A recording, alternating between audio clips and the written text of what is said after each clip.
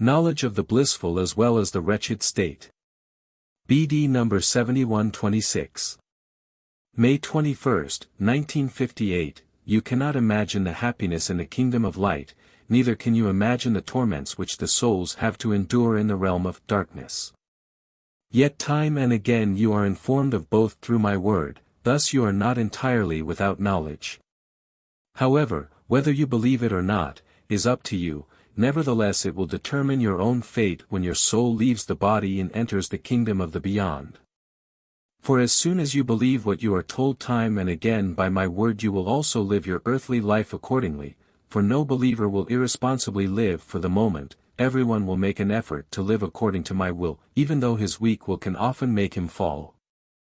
On the other hand, however, his way of life should not purely be determined by the fear of darkness or an expectation of beatitudes in the kingdom of light, for this by itself would not influence the state of his soul very favorably, but the devoted person will dwell on it and be impelled from within to lead a God-pleasing life. Only a person possessing a so-called conventional faith is calculating, who certainly has knowledge of my word but who more or less only fulfills everything due to outside pressure, due to commandments or regulations, and complies with these commandments for the sake of the promised reward or feared punishments.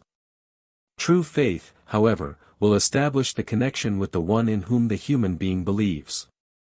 And then he will also feel responsible towards me and try to live in accordance with my will on earth. Because he wouldn't want to sadden me and also because he feels my love for him and would like to prove himself worthy of this love. Yet the knowledge of the blissful as well as the wretched state which a soul can expect after physical death shall enhance the human being's sense of responsibility. He shall know that he is not living his earthly life pointlessly, he shall not be able to say that he had not received any advice about the consequences of a right or wrong way of life. And at the same time he shall also be informed of the purpose, which consists of the said state the soul can achieve. Hence he also has to know what this state entails.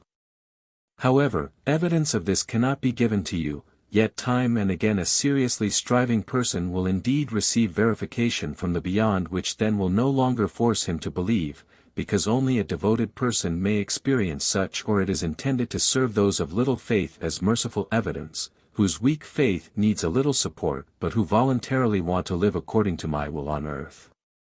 Yet someone who is observant will also experience and see things which he can accept as proof, but no manifestations from the beyond may compel to believe, and therefore only individual people will ever be able to describe experiences which extend to the life in the beyond. And these individuals will only be believed by equally spiritually striving people again, whereas unbelievers will ridicule them and portray them as liars or fantasists and accordingly derive no benefit for themselves either. But the world of the beyond reveals itself too, the kingdom of light as well the realm of darkness. But never such that humanity will be compelled into belief. This is why phenomena of all kinds can always be disputed or every single individual can make of them what he wants. And the individual person's loving way of life will once again determine the right realization. The loving human being will be inspired into ever more eager striving and also be supported in this by the world of light, and he will no longer doubt that there is a continuation of life after death which corresponds to his conduct on earth. And he will try to achieve the highest goal, for he will remain in constant contact with me. Amen.